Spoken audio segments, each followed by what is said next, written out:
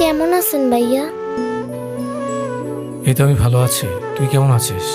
আর তোর যে কদিন দেখি নাই, কোথায় ছিলে?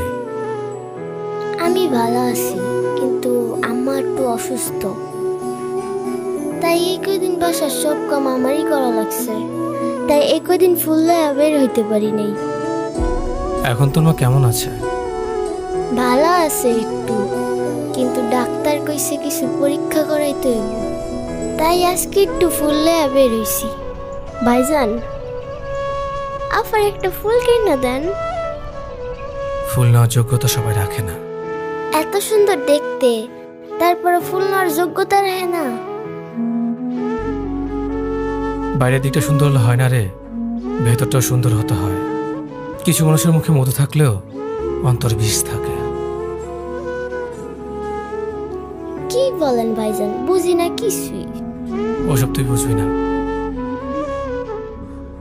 এই টাকাগুলো রাখ, তোর মা পরীক্ষা করাতে কাজে লাগবে। দেখবি তোর মা তাতে সুস্থ হয়ে যাবে। ধন্যবাদ ভাইজান। আচ্ছা, আজকে তাইলে আমি যাই।